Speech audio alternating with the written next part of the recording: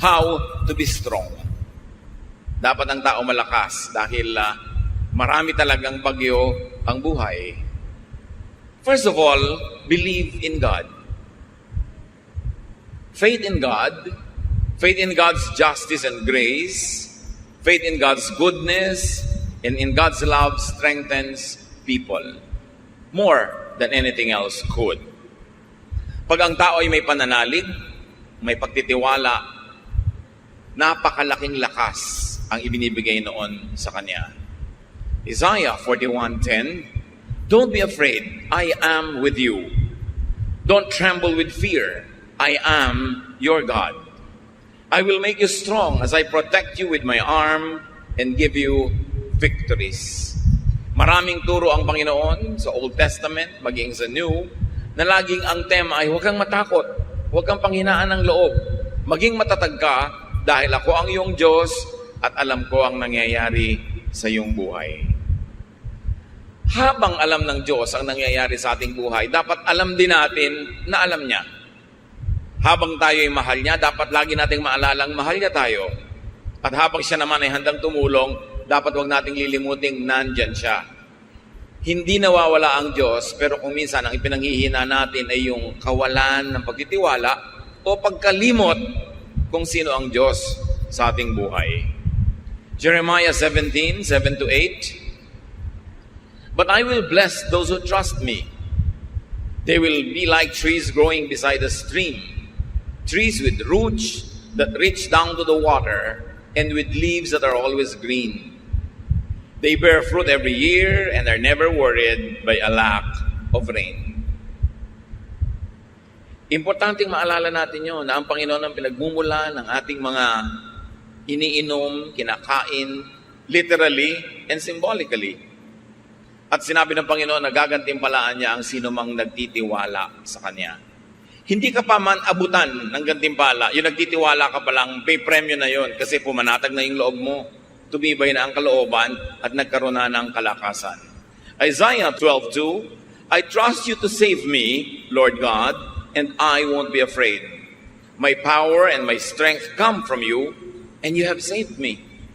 Marami ng past tense na salvation ang Diyos. God has saved us in many ways. Why will He not save us again?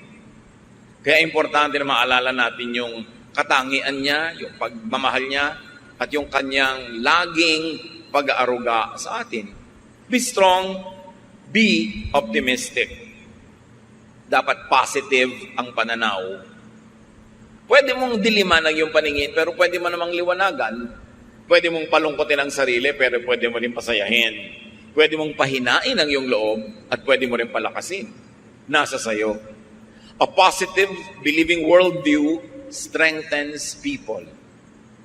Kahit po sa mga pag-aaral sa mga ospital, yung mga pasyente na may religious belief, lalo yung may strong spiritual conviction, mas mabilis sila na mag-respond sa medication.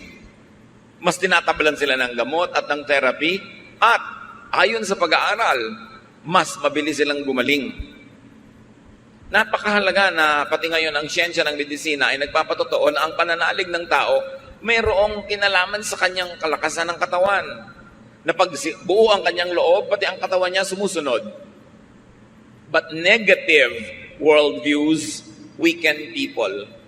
Yung taong laging negative, lagi ang iniisip ay yung masama, yung marumi, yung mahirap, humihina pati ang resistensya ng kanyang katawan at mas dumadali na dapuan siya ng sakit.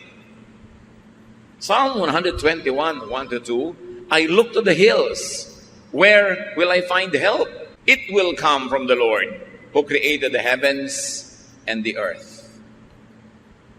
Itong verse na to, pwedeng maraming kahulugan, yung hill. Hill could mean mountain, could mean problem. Hill could mean kumukulong sa'yo, nakapaligid ng mga burol na mahirap akyatin, mahirap lampasan. But from the same hills can come the help of the Lord. So the same trouble that comes to you could be the source of your salvation. The same difficulty could be the source of your strength. The same problem could carry it with its own solution. At tatandaan natin mga kapatid, lahat ng problema may solusyon. Bakit? Kasi pag walang solusyon, hindi yun problema. At pag hindi problema, di huwag problemahin, tanggapin, mahalaga positive ang iyong pananaw. Romans 8:28, we know that God is always at work for the good of everyone who loves Him. Pag ito dinibdib natin, na ang Panginoon ay laging gumagawa sa ikabubuti ng mga nagmamahal sa Kanya, kahit kuminsan sa biglang tingin, ay parang hindi maganda yung nangyayari sa buhay. O kahit tagalan mo pa yung tingin, titigan mo at suriin mo, parang mahirap talaga yung nangyayari. Pero kung ikaw ay umiibig sa Panginoon, may paghuhugutan ka ng lakas. Dahil sabi, pag umiibig ka sa Panginoon, lahat ng pinapayagan niya mangyari sa buhay mo ay sa ikabubuti mo. Hindi lang lagi, malinaw na ikabubuti mo yon. Pero kung may pananalig ka, malalampasan ang paningin mong physical, yung nakikita mong parang hindi maganda. At kahit wala kang pruweba sa iyong isip, sa pananalig mo, napapatunayan mong ikabubuti mo yon, doon pa lang, lalakas ka na, gagaling ka na, o malalampasan mo yung oras ng hirap. Follow people who model strength. Maraming mga tao sa paligid natin na pwedeng gawing huwaran. Ang gagawin yung huwaran sa buhay, yung mga matatatag ang loob. Yung buo ang loob, yung matatapang. Huwag yung mahihina. Pagka ang ating ginawang idolo sa buhay, huwaran, yung mahihina, walang ginawang pangharap sa problema kundi iyak, walang mangyayari sa'yo. Pero kung ang titingnan mo, yung mga strong characters, actually, sila yung madalas panalo. In fact, sa mga soap opera, sa mga drama-dramang kinawiwilihan ng marami, yung mga kontrabida nga ang laging enjoy sa buhay. Sila tong kitatatag ng loob, kititigas ng mga sikmura, pero sila ang nananalo, nakukuha nila yung pera, nakukuha nila yung boyfriend o girlfriend, nakukuha nila yung mana. Ang totoo niya, sa huling episode lang naman sila biglang masusunog o kakainin ng lupa o kaya ay kakagatin ng napakaraming langgam. Pero 55 weeks sa kanilang serye, siya ang panalo. Tapos ang lagi nating iniidolo, yung iyak ng iyak, yung laging talo, yung laging api, yung laging kawawa. Kaya ganun tuloy nangyayari sa buhay ng mga manonood. Dapat tibayan ng loob. At huwag kayong tumanggap ng advice, ng example na hindi nakakabuti kahit mukhang kawawa siya. Hindi mabuti sa tao yung kawawa. Hindi mabuti yung nagpapakawawa. Huwag kang mang-api, pero huwag ka rin pa-api. Psalm 1:1-2, God blesses those people who refuse evil advice and won't follow sinners or join in sneering at God. Instead, the law of the Lord makes them happy, and they think about it day and night. Yung advice, kahit hindi sabihin ng bibig, pero yung example ng mga laging api, laging kawawa, laging mahina ang loob, hindi magandang advice yun. Talo ka doon. Dapat ang tao matibay. Pinatitibay ng karanasan, pinatitibay ng kung sino ang tinititigan at tinutularan. How else do you become strong? Get and have supporters. Sabi nga nila, no man is an island. Hindi naman natin kayang pasanin lahat ng pasanin, lutasin ang lahat ng problema kung nag-iisa tayo. Totoo, kung maraming tao sa paligid mo, nadadamay ka sa problema nila. Pero nadadamay ka lang naman hanggang papayagan mo at hanggang kaya mo. Hindi ka naman kayang ubusin ng problema nila kung hindi ka papayag. Yung iba umiiwas makipagkaibigan, makipag-close friendships kasi ayaw nilang madamay sa mga utang, mga problema ng iba. Pero tandaan nyo, sa inyo naman problema, sa inyong pangangailangan, sa kahit paminsan-minsan lang pero dumadating na oras ng kahinaan, kagipitan, napakahalaga that you have a support system. Napakahalaga na may mga tao sa paligid natin na nagsusuporta sa atin. Pero siyempre, susuportahan ka lang naman kung supportive ka rin sa kanila. Kaya willing ka dapat to invest in human relationships. Yung human relationships, kuminsan abala yan eh. Abalang makipagkwentuhan, abalang makaladgadgat mayaya doon, pumunta sa mga event niya na hindi ka laging interesado. Pero isipin mo na rin na sa ikabubuti mo rin yon. Dahil darating ang panahon, kakailanganin mo ang iyong kapwa-tao. Ecclesiastes 4:9-12, you are better off to have a friend than to be all alone. Because then you will get more enjoyment out of what you earn. if you fall, your friend can help you up. But if you fall without having a friend nearby, you are really in trouble. If you sleep alone, you won't have anyone to keep you warm on a cold night. Someone might be able to beat up one of you, but not both of you. As the saying goes, a rope made from 3 strands of cord is hard to break. Malinaw naman ang mensahe nitong Ecclesiastes. Mas mainam daw na may kasama, may kaibigan, may karamay, may kapartner, merong kang kasama sa iyong buhay. Mas pakikinabangan mo daw ang mga pinaghirapan mo. Siyempre, kung kakain ka, mas masarap na may kasabay kaysa nag-iisa ka. Kahit pa nga ilibre mo siya, kasabay ka naman. Kaysa hindi ka nga nagastusan, wala ka inilibre, pero mag-isa ka lang kumakain. At pag daw natumba ka, kung may kaibigan ka, may magbabangon sa'yo. Kawawa naman daw yung natutumbang wala man lang magbangon. Talagang malaking problema daw yon. At kung sa mga magiginaw na gabi, nag-iisa ka lang, baka mag-yelo ka, pero kung may katabi ka, your body heat can help each other, and you will survive. Kung nag-iisa ka daw, pwede ka sigurong bugbugin ng isang tao, pero kung dalawa kayo, hindi naman niya kayo kayang bugbugin pareho sa bahay. Ang 3 hibla na itinitirintas at pinagsasama-sama ay higit na matibay kaysa 3 hiwa-hiwalay na hibla ng sinulit. Kailangan itong idiin kasi marami mga tao hindi sila willing to invest in human relationships. They are too engrossed with themselves. They like to have the resources only for themselves. Ayaw nila magbigay, ayaw nila mag-share, ayaw nila maabala. Pero mabuti lang yun habang ang tao ay bata at malakas. Kaya yung yabang nasa kabataan. Kaya mo magyabang, kaya mong manikis ng kapwa, kaya mo mag-isa. Kasi malakas ka pa eh.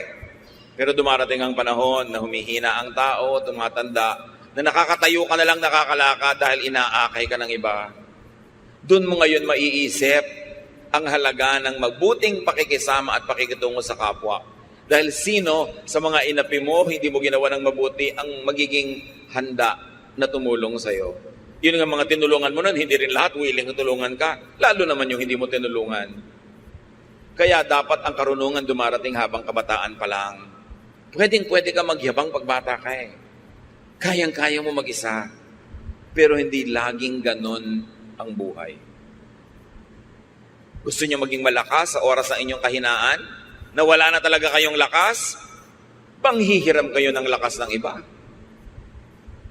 Kaya kung marami kang tinulungan, marami kang pinahiram, sakali namang di ka makalakad, akayin ka naman ng iba, yung lakas niya ang nagiging lakas mo. Kung di ka makakita, yung pananaw at paningin ng iba ang nagiging paningin mo. Hindi ka makagalaw dahil na-paralyze ka, yung braso, yung kamay ng iba ang gumikilos para sa'yo. In other words, may lakas ka pa rin. Bigay ng iba. Kaya huwag tayo dapat magkukulang sa pagbibigay ng lakas, lalo sa panahon na malakas naman tayo. Hindi naman natin ikamamatay tumulong. At yung lakas na ginamit mo ngayon, hindi mo naman kayang i-save. Pag na hindi mo na nagamit yun today, wala ka ng paggagamitan noon. Bukas may ibang lakas, ang ibang mga gawain. Dapat ang tao may kaibigan. At hindi tayo dapat maging maramot na yung ating mga mahal sa buhay ay makipagkaibigan sa iba't ibang tao. Kuminsan kasi may mga magulang, may kapatid na sobrang mga seloso. Ayaw nila na yung mga anak nila ay nakikipagkaibigan kung kani-kanino. Sabi na tayo-tayo na lang ang magtulungan dito. Pero yung magulang hindi naman lagi nandyan. Tumatanda, binabawi ang buhay. Sino ngayon ang kasama ng inyong mga anak o apo? Kuminsan, merong mga sobrang conservative na mga pamilya. Ayaw na maipaligawan ng kanilang mga anak. Ayaw magkaroon ng boyfriend hanggang nagtandaan na. Wala tuloy mga partner sa buhay. O pag nagtanda noon, sinong kasama? Yung mga mahihigpit na matatanda, yung higpit ng higpit, kaya nyo pa bang samahan yung mga anak nyo at apo pagka sila na lang natira? Pero pinagkaitan nyo na makadevelop ng mga relasyon. Kaya dapat hindi tayo ganun. Hayaan natin na yung mga tao makadevelop ng mga kasama nila. Hindi naman natin masasamahan habang panahon. Pero darating ang panahon na kailangan nila ng kasama. It's important. At kung kayo naman ay halimbawa biglang nagka-boyfriend, nagka-girlfriend, nagka-asawa, huwag niyong biglang lilimutin ang inyong mga kaibigan, mga kamag-anak dahil meron na kayong papa na ipinagmamalaki, meron na kayong mommy na ipinagmamalaki. Kasi kuminsan, Pag dumating ang panahon na nagkagalit kayo at naghiwalay, eto mga kaibigan mo na naman ang karamay mo sa buhay. Mga papa and mama, they come and go, but friends remain. That's why don't commit the mistake of neglecting your friends just because you have a lover, a partner, a spouse. Darating ang panahon, maaalala mo sila, lalo kung bigla kang iniwan ni lover. Be wise. Proverbs 17:17, a friend loves at all times, and a brother is born for a time of adversity. At sabi sa Proverbs 17:17 din, sa ibang version, a friend is always a friend, and relatives are born to share our troubles. So ang mga kaibigan natin, ang mga kamag-anak ay talagang nandyan para makihati sa ating mga problema. Ang dapat magsasabi nun yung tumutulong, hindi yung nagpapatulong na parang duty tuloy ng iba na tulungan ka dahil sabi ng verse. Pero ang nagsasabi nun, tutulungan kita. Gusto kitang tulungan, sabi ng verse, kaya kami kamag-anak, kaya kami kaibigan para tumulong. Pero huwag nyo nasasabi sa kamag-anak nyo, hoy, kamag-anak kita, therefore duty mong tulungan ako. Nawawalan ng motivation ang tutulong pag ganon. Mga kapatid, may isa pang napakahalaga para ang tao maging malakas. Sa paghanap ng mga problema, kasakitan, mga suliranin, earn and save money. Dapat kanta ka ng money, money, money, dahil talagang mahalaga ang pera. Kung hindi pera, o dagdag sa pera, dapat meron ka insurance. Meron kang pension pagtanda mo. Kaya yung mga tao sinasabihan natin, oy, magbayad kayo ng SSS payments nyo para pagtanda nyo, meron kayong pension. Tapos sabi, magkano na yun? 6,000 a month. Aba, pag wala kang kapera-pera, malaki na yung 6,000. At kung walang magpalibing sa'yo, at least bigyan ka man lang ng SSS ng kabaong na styrofoam. O lawanit na may pakong bakya. Ano naman kung nalalaglag ka pag binuhat yung ataol, at least meron. Kesa wala. Katulad ng mga citizens sa ibang bansa, halimbawa sa Amerika, ang pensyon mo, pag nag-60 ka, depende kung magkano taxes ang binayad mo at ikinontribute mo sa iyong social fund habang nagtatrabaho ka. Yung iba nagpapalusot, hindi sila nagbabayad ng tax, puro under the table, hindi sila nagko-contribute sa mga social fund, hindi sila kumukuha ng insurance. Akala nila ngayon, mas marami silang perang ginagasta. Yes, habang malakas ka, marami kang perang ginagasta. Pero kung wala ka ng mga insurances na yan at pension plan, pag tumanda ka, at kailangan mo na ng pera at hindi ka na makakapagtrabaho, doon ka ngayon walang pera. Iba ang lakas ng loob pag may pera sa bulsa. Ecclesiastes 7:12, money is a shelter. Totoo yun. Huwag kayong magbanal-banala na parang walang kwenta ang pera. Sabi sa Bible, Ecclesiastes 10:19, money is the answer for everything. Siyempre, figure of speech yun. Pero ibig sabihin lang nun, money is a solution to many, many things in life. Kaya dapat ang tao, habang kaya, malakas, kumita, mag-save, mag-invest, get a pension plan, get an insurance with a reputable company, kasi kakailanganin mo yan. Hindi ka laging pwede magyabang na, kaya ko, hindi tayo sure. Iba na yung merong itinabi. Tulad ng babae sa Proverbs 31:25, dahil siya masipag, marunong mag-invest, marunong magtrabaho, sabi, she who has money is strong and graceful as well as cheerful about the future. Sabi ng ibang version, she is clothed with strength and dignity. She can laugh at the days to come. Why can a person laugh at the days to come pag may pera siya? Pag magpapa-hospital siya, hindi siya nag-aalala. Pagtatawanan lang niya yung ospital. May pera ako. Sige, i-confine niyo ako sa magandang kwarto. Pero pag wala kang pera, pwede ba dito na lang ako sa corridor? Diba? Pwede ba dito na lang ako sa labas ng ospital? O kaya hindi ka pagaling, ilabas yun ako, mamamatay ako sa presyo. Kung may pera ka, di magpapagamot ka ngayon. Although namamatay ka rin naman kung may pera ka, pero mamamatay ka nakangiti. Importante niyan, make and keep receiving material blessings by giving. Isang sikreto na hindi naman dapat sikreto kasi sinasabi naman sa Biblia ito, para makatiyak ka na lagi kang tatanggap sa Panginoon, dapat pala bigay ka sa gawain ng Panginoon at sa mga taong nangangailangan. Proverbs 3:9, honor the Lord by giving Him your money. Malinaw na malinaw. At sa Malakay 3:10-11, walang kamatayang katuruan. I am the Lord all-powerful, and I challenge you to put me to the test. Bring the entire 10% into the storehouse so that there will be food in my house. Then I will open the windows of heaven and flood you with blessing after blessing. I will also stop locusts from destroying your crops and keeping your vineyards from producing. Ang Diyos nang hahamon. Sabi niya, hinahamon ko kayo. Subukan niyo ako. Huwag kayong mandaya sa inyong mga tithes.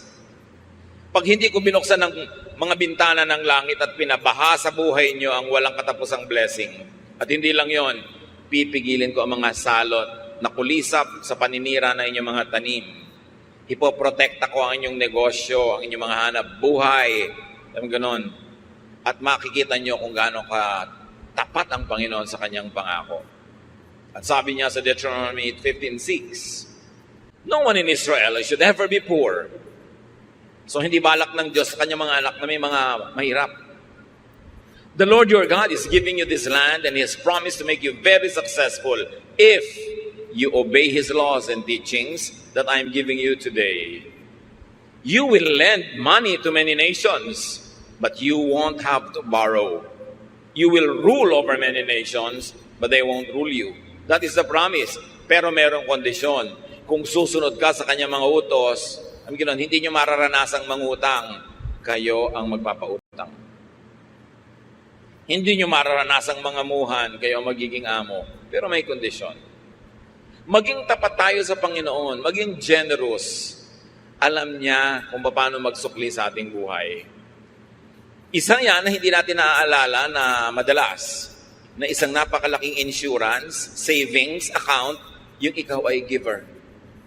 Ikaw ay generous, even to people that are not close to you but who are needy. Bawat bigay mo sa nangangailangan, bawat bigay mo sa gawain ng Panginoon, ang Panginoon na magsusukli. At sa palagay nyo kaya, papayag ang Panginoon na may utang siya sa inyo? Oras na ikaw ay nagbigay, lalo kanyang bibigyan. Kasi hindi naman pwedeng mas marami ka pa ibinigay sa kanya, siya ang Diyos. Maraming tao na ang nakadiskubre nito. Merong hindi pa rin madiskubre kasi ayaw subukan. Pero yan talaga ang secret of a very abundant life, to be generous. How else do you become strong? Practice facing and handling hardship. Kung lalaban ka ng contest, dapat may practice. Kay athletic o artistic contest dyan, o dance contest, o singing contest, may practice. Kung lalaban ka sa mga hirap ng buhay, dapat din may practice. Kahit bata pa ang tao, lalo't bata pa nga, mas dapat turuan na humarap sa mga problema. Parents, let us not overprotect our children. May mga assignments sa school, hayaan nyo sila gumawa, huwag nyo igawa para lang tumaas ang grade. Hindi naman sila yung gumawa, dumali ang buhay nila. Sa palagay nyo, anong naituro nun sa kanila na karakter? Wala. Aasa sa inyo. Kaya 50 years old na, umaasa pa sa inyo. Kasi sinanay nyo. Don't do everything for them. At habang maaari sana nga, kahit kaya niyong paligiran sila ng mga mag-a-assist sa kanila, give them household chores. At kahit napakarami niyong pera, hayaan niyo silang matutong magtipid. Huwag silang palanguyin sa pera kasi mahirap na masanay sa buhay na sobrang maginhawa, madali, maluho. Kasi hindi naman ganun ang totoong buhay. At hindi naman kayo laging nandyan para sila bigyan nun. At nandyan naman kayo, hindi naman tayo sure na lagi kayong may ibibigay. James 1:2-4, my friends, be glad even if you have a lot of trouble. You know that you learn to endure by having your faith tested. But you must learn to endure everything so that you will be completely mature and not lacking in anything. Pagtiisan daw ang dapat pagtiisan. Pagtiyagaan ang dapat pagtiyagaan para kayo lumago. Walang kulang sa inyong pagkatao, sanay kayo na bumata ng hirap. And as we have said, it's better to practice early. Kaya sabi ni Balagtas sa Florante at Laura, pag-ibig anak ko yaking nakilala, di dapat palakihin ang bata sa saya. At sa katuwaan kapag namihasa, paglaki walang hihinting ginhawa. Para ng halamang lumaki sa tubig, dahoy nalalanta, munting di madilig. Ikinaluluoy ang sandaling init, gayon din ang pusong sa tuway maniig. Kaya sabi niya, ang laki sa layaw, karaniway hubad, sa bait at muni, sa hatol ay salat. Masaklap ang bunga ng maling paglingap, habag ng magulang sa irog na anak. Pag inispoil mo ang bata, ano mangyayari? Weakling, mahina, walang buto, mahina ang sikmura, mahina ang loob. Kailangan mabuhay ka forever para mo siya samahan. Kaya kailangan turuan ng practice. Sabi sa Proverbs 22 verse 6, teach your children right from wrong. And when they are grown, they will still do right. Train agad ang mga bata. How else do you become strong? Do not overly depend on others. Lahat ng tao, binigyan ng Diyos ng lakas. Huwag kang laging manghiram ng lakas ng iba. Huwag kang laging umasa, sumandal. Dapat gamitin mo at pag-practicean mong gamitin ang iyong sariling lakas. Why? Because dependence means weakness. Habang umaasa ka, mahina ka. What happens when you are financially dependent, emotionally dependent, functionally dependent? You are weak.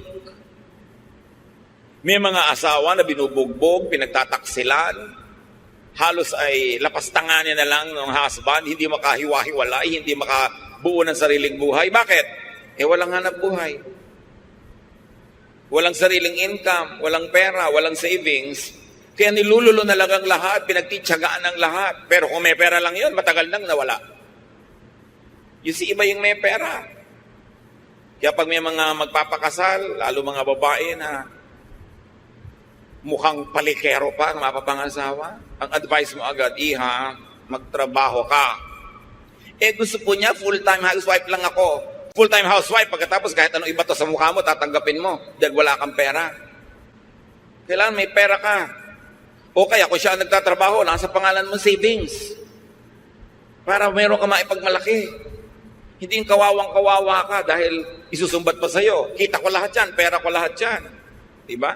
Pagka ginawa sa'yo ng husband mo yun, singilin mo siya ng lahat ng serbisyo mo. Security guard ka ng bahay, plumber ka ng mga gripo ninyo, diba? Nurse ka ng mga anak, taga-sundo ng mga anak, cook ka ng mga pagkain, labandera ka, at whore ka pa sa kanya. Doon ka malaki sumingil. Diba? Lakihan mo singil. Para hindi akala niya siya lang ang may kita. Pag binayaran nga ang housewife sa bahay, kulang pa yung sweldo ng husband eh. Kasi yabang-yabang pa, kape! Sino pumapalakpak dyan sa likod? Diba? Siguro binubusan nila ng kape yung humihingi. Marami namang husbands, mababait ha. Pero kung minsan, pagka biglang nahumaling kung kanino, nawawala ang bait. Kaya dapat secure kayo, meron kayong sariling income, itaktak nyo sa utak nyo yan. Hindi naman ibig sabihin na may income kayo, ilalayo kayo o hihiwalay, pero mabuti na yung meron kayong choice. Hindi kayo overly dependent. 1 Thessalonians 4:11-12, live in a way that you won't have to depend on anyone. Ganon din naman yung mga magulang eh. Minsan sayang lang, medyo huli na sa iba, pero habang maaga pa, secure yourself. Huwag kayong umasa sa iaabot-abot lang ng mga anak nyo in the future. Dahil kung minsan, ang dalang ng abot. Ang konti. No? Napa-hospital ka ng 7 araw, bibigyan ng pambili ng medical. O eto po, pandagdag. Ha, pandagdag! Ang liit naman yan para ipangdagdag. Pero paano kung umaasa na lang kayo dahil wala kayong isinubi? Be strong. Do not overlove or overneed anyone. Love mo, yes, but do not overly love. Kaya nga sabi ni Lord, unahin mo siyang mahalin kahit hindi iba. Yung world, hindi laging masama, but anything that is not really permanent. Sabi sa 1 John 2:15, do not love the world or anything that belongs to the world. If you love the world, you cannot love the Father. Yung nagmamahal, ilagay niyo sa lugar. Pag sobra kayo nagmahal, talo kayo. Di lang kayo maalala. Wala na kayo sa sarili. May mga tao nakatitig sa cellphone nila eh. Talaga nakatitig, abang na may dumating na text. Dumating ka na, dumating ka na, dumating ka na. Wala namang dumadating. Mga advertisement pa ng kondo ang darating. Eh, paano sobrang nagmamahal? Magmahal kayo pero ilagay niyo sa lugar. Hindi dapat kawawain ang sarili. Do not be anybody's satellite. No one is as weak as a person who is madly in love. You weaken yourself. Nilululo ng katwiran, nilululo ng pinag-aralan, nilululo ng lahat-lahat. Bago lang matauhan, na-damage na siya. Kaya dapat may ititira ka sa sarili mo.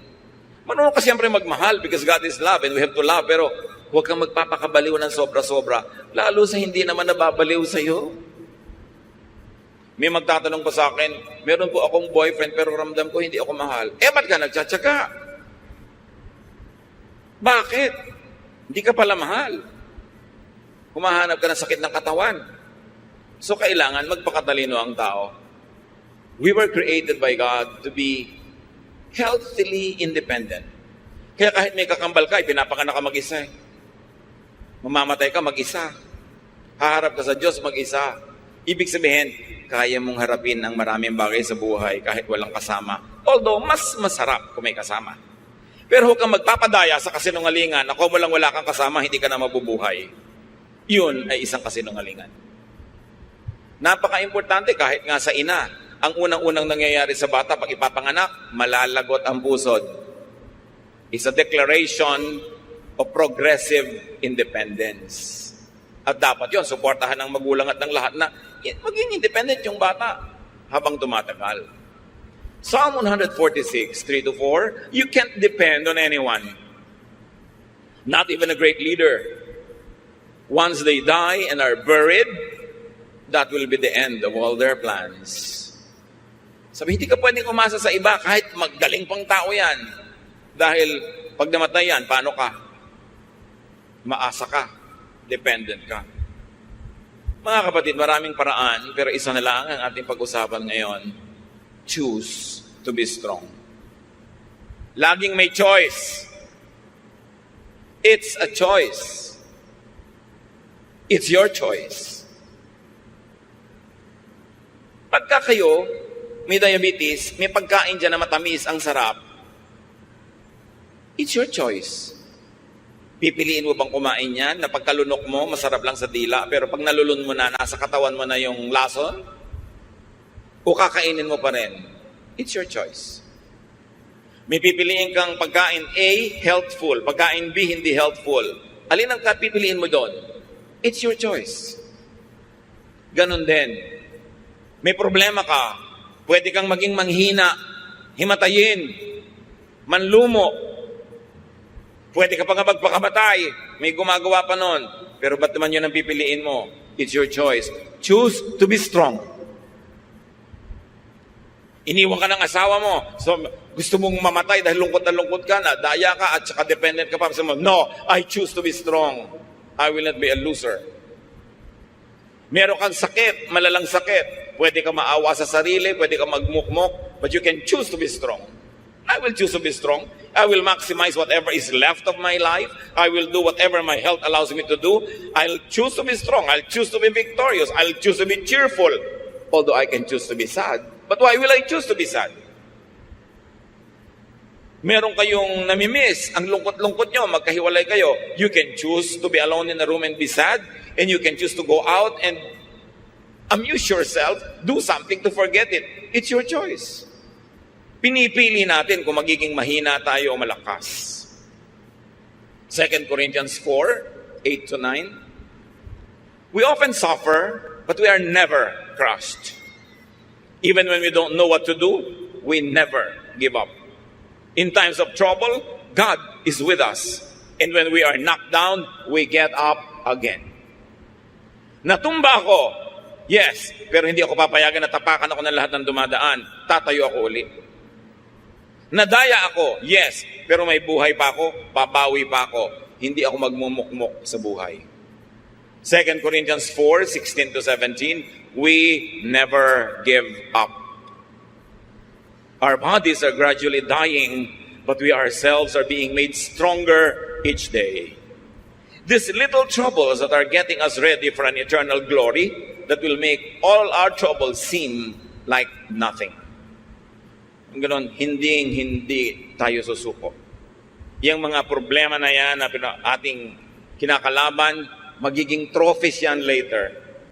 Bawat bato na ihahagi sa atin ay magiging monumento.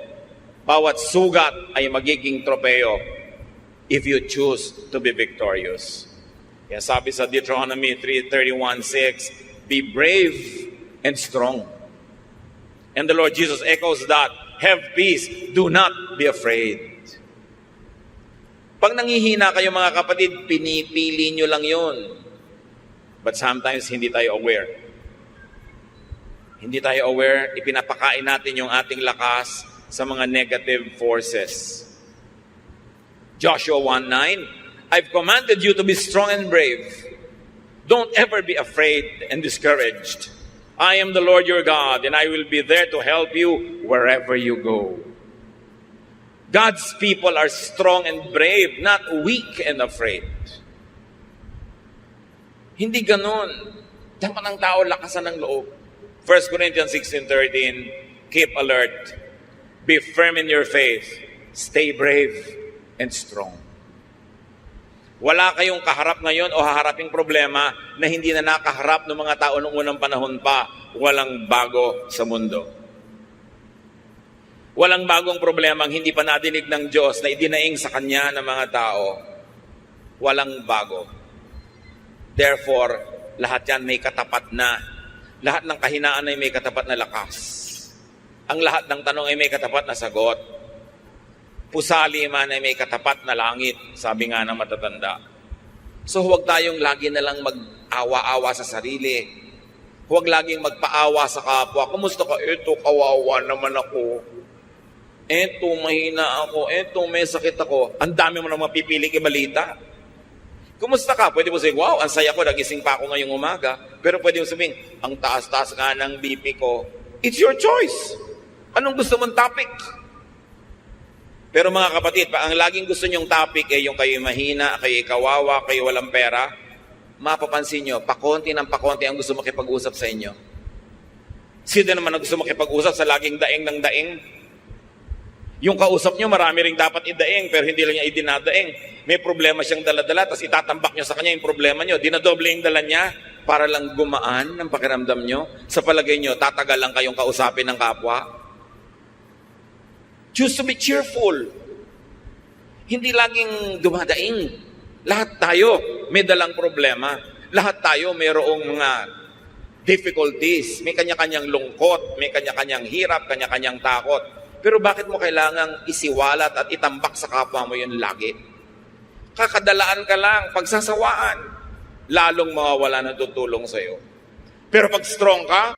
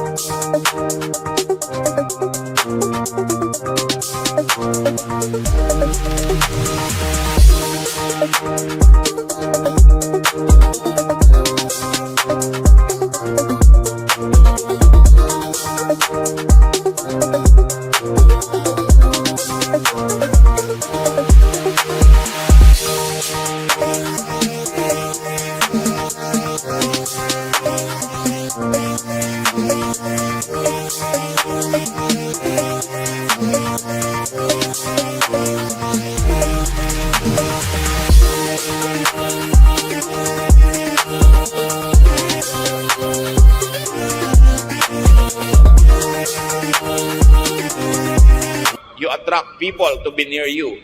And when people are near you, you get helped, even without asking for it. And you can help other people also.